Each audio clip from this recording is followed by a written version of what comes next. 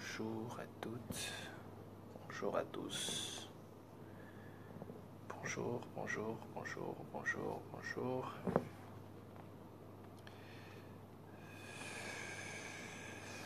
Bonjour.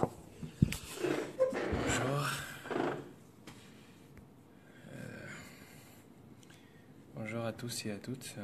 Je vais essayer de partager la vidéo. Je vous conseille tous de partager la vidéo, d'accord? Donc j'essaye de partager, voilà. J'essaye de partager avec tous ceux qui sont connectés. Voilà, j'essaye de partager au maximum. Désolé, hein. En fait, je suis en train de bosser là et les bêtises de Don Simon, en les écoutant, m'ont poussé à faire ce direct alors que j'étais en train de bosser. C'est à comprendre à quel point Bongo et sa bêtise et tout ce qui l'entoure ne nous laissent pas en paix. Même lorsqu'on veut se consacrer à autre chose, on est obligé de mettre un terme pour revenir sur des bêtises. Donc essayez de partager la vidéo, hein. J'essaie de partager la vidéo. Donc je vous conseille de faire autant. Si vous avez des amis, écoutez, partagez. Partagez la vidéo, on va un peu parler des crèves la faim. Hein?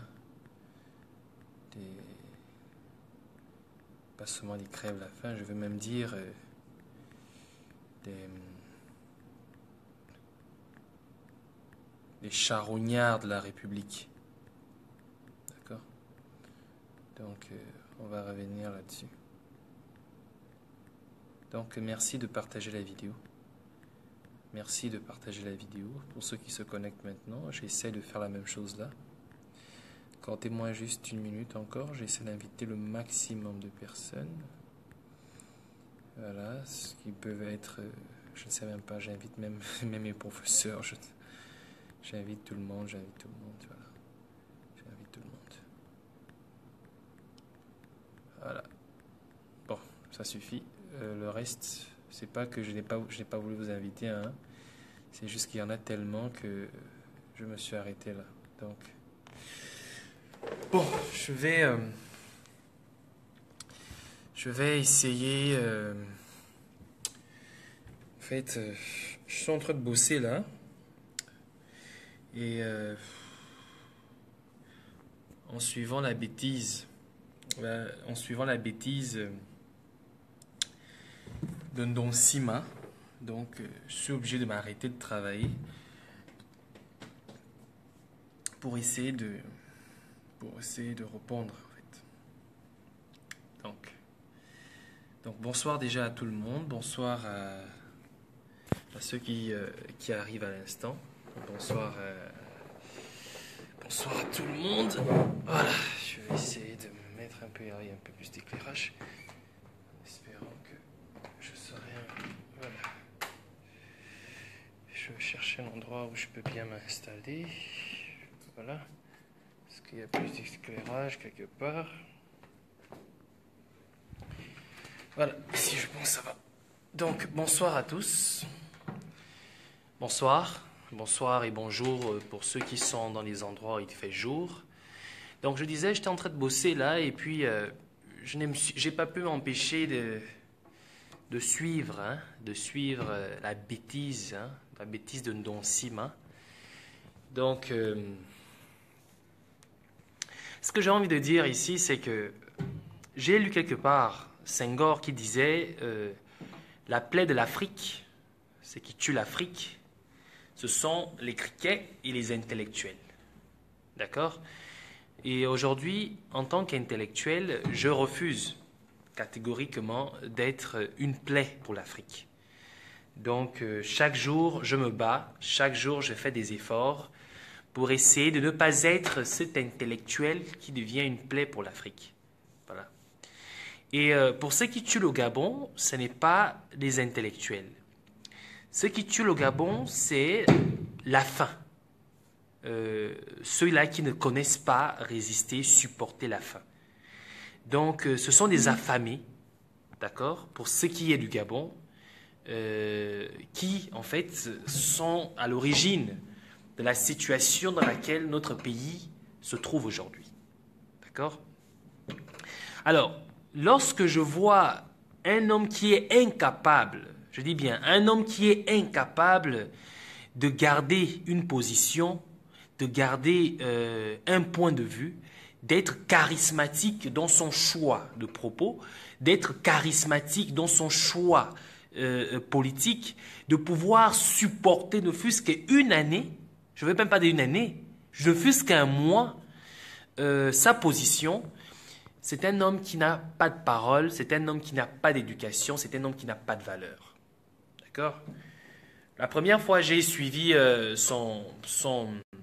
sa conférence de presse, je me suis dit, bah, tiens, voilà un monsieur qui aura quelque chose à dire. Enfin, il sort de son silence, enfin, il y aura matière à revendre. Donc, voilà, il y aura matière à revendre, il y aura quelque chose à dire, le débat va avoir un peu de la valeur, en fait. Le débat va... Excusez-moi, hein, je cherche vite un endroit pour brancher mon téléphone parce que je sens que ça va s'arrêter. Voilà. Je n'étais pas destiné à faire un direct aujourd'hui, mais c'est un peu le... Voilà. Donc, je disais que à ce moment, on se dit, bon, tiens, le débat aura de la valeur. Enfin, une personne qui viendra nous dire des choses peut-être que nous ignorons, qui viendra nous apporter un certain éclaircissement, puis il viendra ouvrir la voie. Voilà. Mais apparemment, nous nous sommes rendus compte que la honte, ce n'est pas déjà quelque chose qui est nouveau. Nous l'avons toujours su qu'au Gabon, la honte a été vendue au chien. Le chien l'a revendue au chat, qui l'a revendue au rat de Kingele. Donc, voilà. Et à un moment donné, on s'est dit que peut-être la chanson née avant la honte de Patience Dabani a peut-être permis aux gens d'aller reprendre la honte au rat et de redevenir propriétaires de cela. Mais ce n'est pas le cas. On a l'impression que vraiment les gens ne se sont pas rendus compte que la honte est quelque chose de nécessaire. C'est la honte qui nous pousse à ne pas nous exposer à certaines choses, à certaines bassesses. C'est la honte qui fait en sorte que lorsque nous prenons la parole devant des gens, nous ayons la capacité de pouvoir analyser avant de déduire, avant de sortir nos propos, pour ne pas dans 10 ans nous ridiculiser, tourner au ridicule. Lorsque vous avez une carrure et surtout vous avez un CV comme celui de Don Sima, je pense que la honte doit être votre ami, votre allié le plus proche. Mais apparemment, ce n'est pas le cas. Ce sont des personnes dont la honte en fait, dont la honte a été non seulement vendue, mais alors là, vraiment, aucune chance de pouvoir se réapproprier ce bien. Voilà. Alors, je ne vais pas rentrer dans les détails. Parce que le cas de Nonsima ici, il s'agit en fait de Maïla, il s'agit de Zachary Mimboto, il s'agit de tous ces faux opposants qui du jour au lendemain retournent leur slip parce qu'il ne s'agit plus de veste. Ces mecs ont déjà vendu la honte, donc ils se baladent nus dans Libreville, ils n'ont pas de veste. Donc ils retournent leur slip et du jour au lendemain, à force de retourner leur slip, il y en a qui ne se rendent pas compte que il est déjà devenu trop sale en fait et que à beau le retourner, malgré les côtés que tu pourras le retourner, le renverser, ça ne change pas. Il est tellement sale que on constate tout de suite que voilà ton slip il est dégoûtant. Mais apparemment ils sont persuadés d'être toujours dans la raison. Ils sont persuadés d'être toujours dans le bon sens. Mais il ne s'agit même pas de bon sens en fait. Il s'agit de la méchanceté gratuite. Il s'agit de la méchanceté gratuite. Il s'agit des intellectuels, des gens qui sont allés étudier à l'étranger, mais qui ne sont jamais rentrés en fait au Gabon. Ce sont des gens qui sont allés étudier à l'étranger, qui ont demandé la nationalité, mais pas parce que ils voulaient avoir une double nationalité, parce que ça pourrait être un avantage pour eux, mais parce que une double nationalité pour eux, en fait, était un moyen de quitter le Gabon.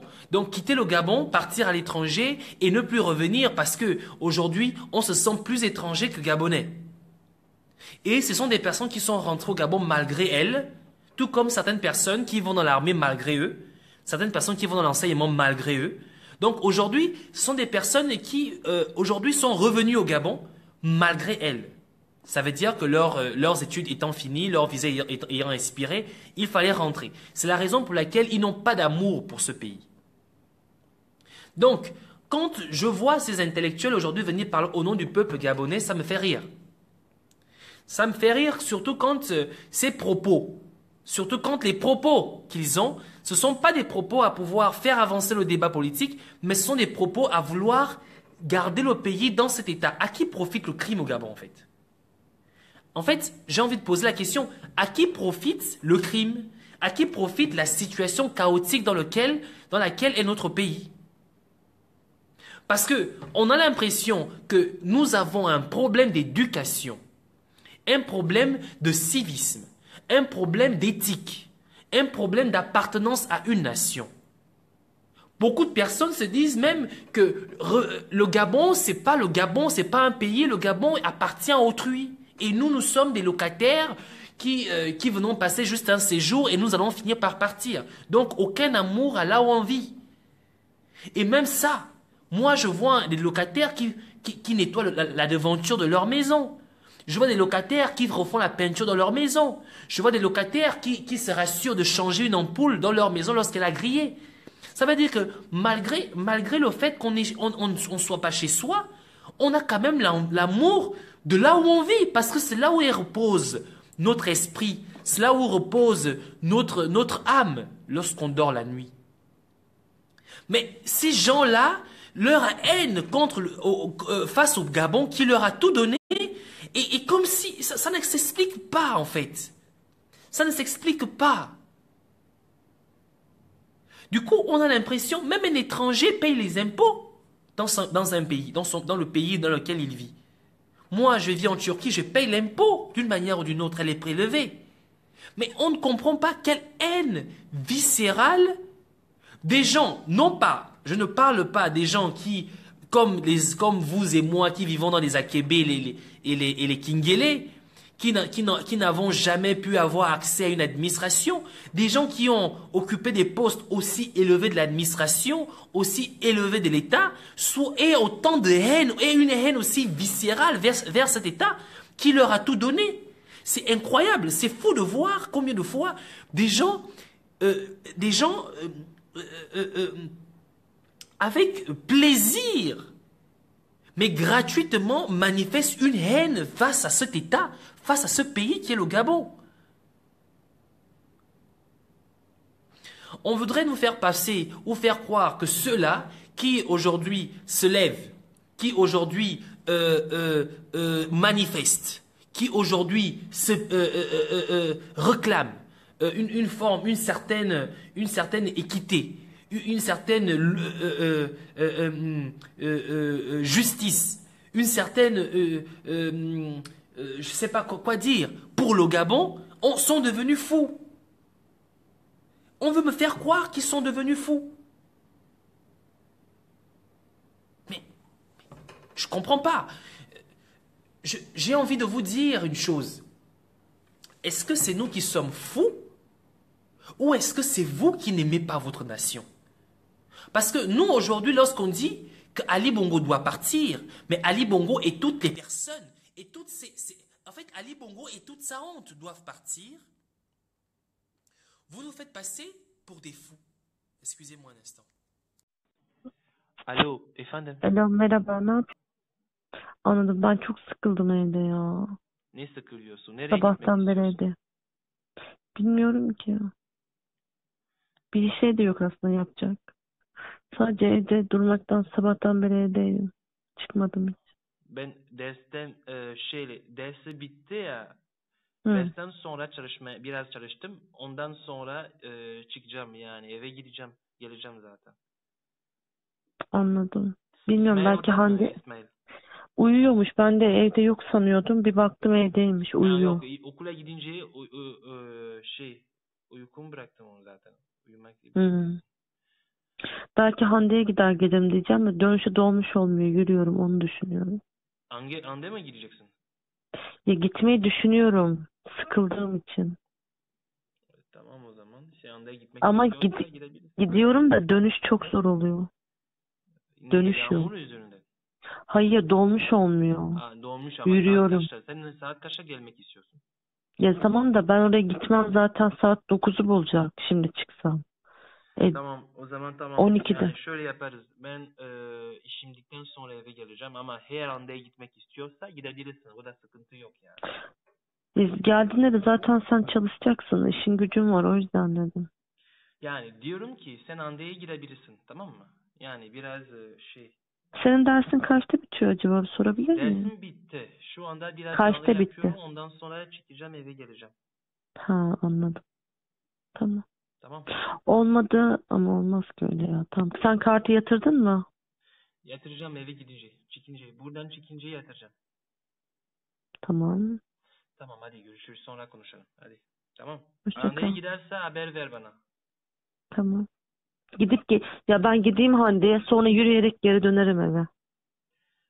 Bilmiyorum yani. Senin niye daha uygun olacak sen bilirsin. Ya şu an evden çok sıkıldım. Bir oraya gidiyorum, bir buraya Ben gidiyorum. diyorum ki gitmek istiyorsa gidebilirsin. Tamam. Ben bir şey söylemeyeceğim ki. Tamam. Eşortmanlarımı giyeyim de gideyim. Tamam. Öpüyorum. Görüşürüz. Hadi görüşürüz. Ok. Excusez-moi. Voilà. Donc, je reviens un peu à ce que je disais tout à l'heure. Donc, quelque part, il va falloir que des gens essaient de prendre conscience que nous sommes le pays, le Gabon. Le Gabon est un pays où, d'abord, qui n'appartient pas à une seule personne, qui appartient à tous les Gabonais, qui appartient à toutes les personnes qui désirent y vivre, mais qui appartient surtout à l'avenir. Qui ne m'appartient pas, qui appartient à l'avenir. Donc, à mes enfants, à mes petits-enfants. Et lorsque nous avons fait déjà nous avons compris les choses de la sorte, il est tout à fait normal que nous, la génération présente, notre génération, cette génération qui a la capacité de pouvoir prévenir, de pouvoir garantir, mais souvent de pouvoir préserver l'intérêt des Gabonais vivant dans le Gabon de maintenant à l'intérêt des Gabonais qui vivront dans le Gabon de demain. Nous devons faire tout ce qui est à notre pouvoir pour que cette richesse, pour que cette chance soit préservée. Donc, pour moi, c'est ma façon à moi de dire à ces personnes qui, à chaque fois, dans des discours insensés, peut-être qui n'ont plus honte parce qu'ils estiment que leur personnalité, parce qu'ils estiment que leur nom, ou parce qu'ils estiment que le Gabon n'est pas leur pays, doivent apprendre à prendre leurs responsabilités. Leur responsabilité ne se limite pas seulement à pouvoir motiver les gens de pouvoir manifester contre l'oppresseur, mais prendre leurs responsabilités face à leur famille, face à leur renommée, face à leur intégrité. C'est inconcevable de voir un homme qui n'arrive pas à avoir un homme sans éthique, sans caractère, un homme vraiment sans éthique, sans caractère, mais surtout un homme de cette ampleur, de ce calibre. Ça veut dire que si aujourd'hui, les personnes qui sont censées être sages, qui sont censées guider le Gabonais, guider la jeunesse, guider la nouvelle génération, qui sont censés les apporter, sont les premiers à se comporter en voyous, ça veut vraiment dire que notre pays est à l'abandon. Ça voudrait dire que nous aujourd'hui, moi dans ma génération, je dois grandir plus vite. Je dois grandir avant le temps. Je dois devenir mature avant le temps. Je dois devenir... parce que je n'ai pas de choix, le pays est à l'abandon. Aujourd'hui, il faut essayer un peu de voir un peu... en fait, l'image que vous devriez avoir du Gabon aujourd'hui, c'est ce pays qui aujourd'hui n'a plus d'armée, n'a plus de moyens de défense. D'accord? Il ne reste que des enfants âgés de 10 ans, des enfants âgés de 12 ans. Ces enfants sont obligés de grandir. Ces enfants sont obligés de devenir forts. Ces enfants sont obligés de devenir des hommes. Parce que le pays est à l'abandon. Le pays est à l'abandon. Donc, pour m'arrêter là, je voudrais dire encore une chose à ceux-là qui continuent dans cette voie, à ceux-là qui continuent de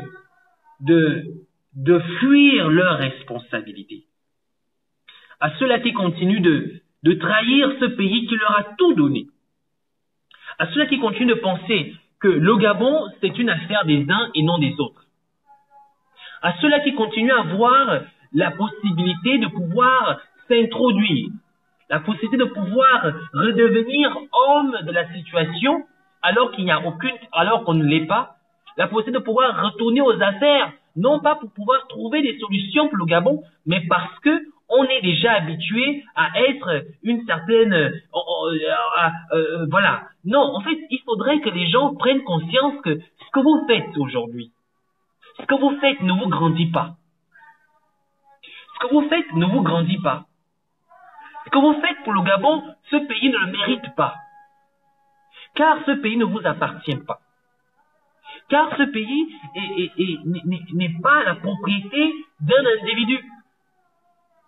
Et que si tu es citoyen gabonais, tu te dois de protéger le Gabon. Tu te dois de combattre pour le Gabon. Tu te dois d'apporter pour le Gabon. Il faudrait que les gens prennent leurs responsabilités. Mais il faudrait aussi que les gens puissent assumer leurs responsabilités. Bonsoir, Luciole. Il faudrait que les gens comprennent que la situation dans laquelle nous vivons aujourd'hui, cette situation, c'est nous sommes responsables, mais nous devons de rectifier le tir. Ali Bongo aurait été voté par les Gabonais. Mais on aurait constaté le déclin dans lequel le pays ne fait que s'enfoncer. On aurait constaté la situation chaotique dans laquelle la nation ne fait que s'enfoncer. Pourquoi dire non? Pourquoi dire non à Ali Bongo aujourd'hui veut se considérer comme étant un affront, comme étant une aberration? Ali Bongo lui-même est une aberration de la nature. Ali Bongo lui-même est une aberration de la nature. Ali Bongo est un monstre. Quand je parle d'Ali Bongo, je parle d'Ali Bongo et tout ce qui l'entoure. Pourquoi les gens veulent nous faire croire que ce qui n'est pas blanc est noir?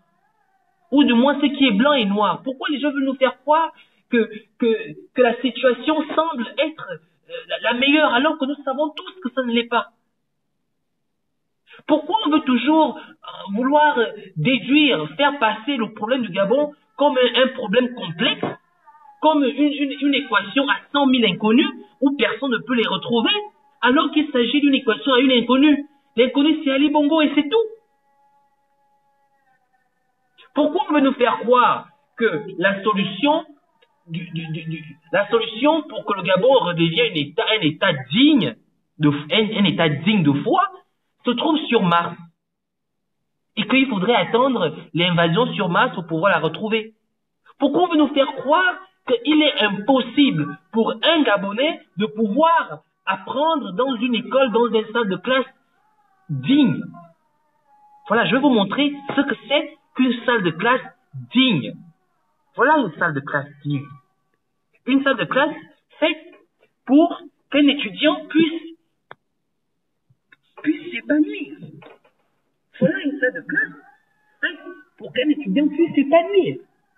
Voilà une salle de classe faite pour. Pourquoi est-ce qu'on ne peut pas faire en sorte que les Gabonais puissent pouvoir profiter de ce genre de salle de classe? Pourquoi? Et lorsqu'on en parle, on nous traite de fous. Pourquoi? Vous allez nous dire qu'il n'y a pas les moyens? Vous allez nous dire que notre pays n'a pas les moyens de pouvoir avoir ne fût-ce qu'une salle de classe de ce genre? Mais c'est n'importe quoi. Je suis en Turquie. La Turquie a le même PIB par habitant que le Gabon. Le même PIB que le Gabon. Ça veut dire que on peut au moins ressembler à ça. Je dis bien au moins, sinon on peut avoir mieux que ça. Pourquoi on veut toujours nous donner l'impression que ce que nous pouvons faire ou ce que nous faisons, nous sommes toujours dans le faux? Pourquoi?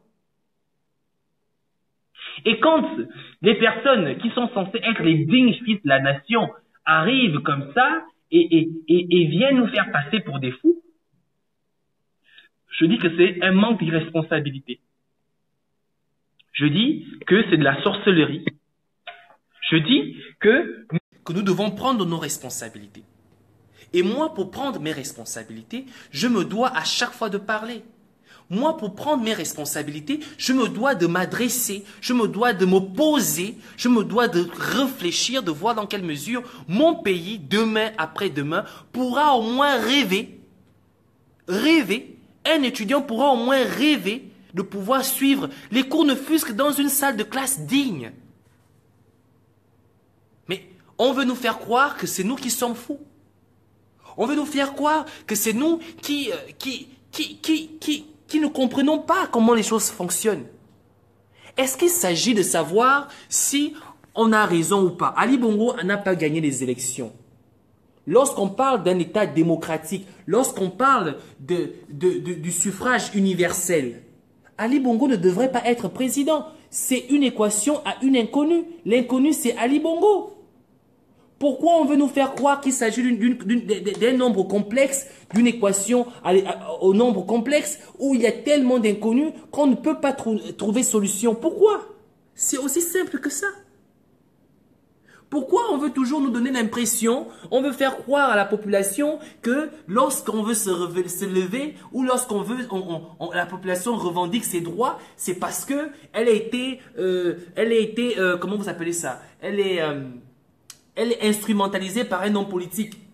Ce sont les Gabonais qui vivent au quotidien les mêmes problèmes. Vos enfants, ils sont aux États-Unis. La fille de Ndonsima, elle vit aux États-Unis. Elle n'est pas au Gabon. Alors Ndonsima, explique comment tu fais pour justifier que toi, lorsque tu étais à l'UOB, tu payais 9000 francs CFA et qu'aujourd'hui, alors qu'un table de banc n'a même pas été ajouté, un table de banc n'a même pas été apporté dans une salle de classe ou dans un amphithéâtre à l'UOB, qu'aujourd'hui, tu me fasses savoir ou tu veux me faire savoir que ça se justifie que la scolarité passe de 9000 francs à 25 000 francs. Comment tu fais pour me justifier cela? Je vais m'avoir 5 000 francs, à 50 000 francs. Ça veut dire que toi-même, personnellement, cet étudiant qui ne peut plus avoir accès à l'école parce que n'ayant pas les moyens de pouvoir payer cette scolarité, sans compter le fait que l'université n'étant pas adaptée, ni n'ayant pas le matériel, ni les structures nécessaires à pouvoir recevoir cette université, cet étudiant, il est voué à l'échec. Ça veut dire que le mieux qu'il puisse faire, c'est d'aller charger les bananes au marché du PK8. Le mieux qu'il puisse faire, ce serait d'aller faire le projet Grain. C'est ce que tu veux lui faire, tu veux nous faire savoir. Quand on sait que notre pays a un déficit cruel dans plusieurs secteurs, d'où la nécessité de pouvoir former, la nécessité de pouvoir s'instruire, la nécessité de pouvoir promouvoir l'éducation, surtout que c'était un droit fondamental universel. Mais il faudrait que toi, Ndonsima, tu viennes me faire connaître ou me faire savoir que nous avons un gouvernement, quand on sait que c'était un gouvernement de voleurs, quand on sait que c'était une dictature, il faudrait que tu viennes me faire savoir combien de fois les résolutions ou que l'État gabonais a raison de pouvoir faire... De toute façon, bon, bref, je ne vais pas être trop long pour toi. Moi, je vais même... Je vais continuer à travailler. Vraiment, c'était juste faire cette petite vidéo pour dire aux gens que nous sommes dans un pays où des gens qui ont bénéficié de tous les biens, je dis bien de tous les bénéfices, de tous les biens, de tous les avantages que ce pays leur a donné pour pouvoir devenir ce qu'ils sont devenus aujourd'hui, ces personnes sont prêtes à détruire cela parce qu'ils ne veulent pas voir d'autres personnes, des personnes autres qu'elles, bénéficier de ces avantages. Voilà pourquoi on tue l'éducation chez nous. Voilà pourquoi on veut garder. Voilà pourquoi la situation chaotique dans laquelle notre pays se trouve aujourd'hui profite au mieux à ces personnes. Donc, merci de ceux-là qui m'ont suivi. Je vous demande de partager cette vidéo pour ceux qui peuvent. Sinon, de pouvoir sensibiliser votre entourage sur ces questions. Le Gabon a besoin de chaque enfant. Le Gabon a besoin de nous et nous devons de répondre présent. Nous devons nous reprendre présent car ce pays, c'est ce pays qui nous a donné la possibilité de pouvoir étudier à l'étranger. Ce pays qui nous a donné la possibilité de pouvoir devenir des hommes, des cadres dans notre pays. Alors, il serait inconcevable de voir ceux qui t'a tout donné mourir sans que tu puisses faire, surtout quand tu peux dire non à cela.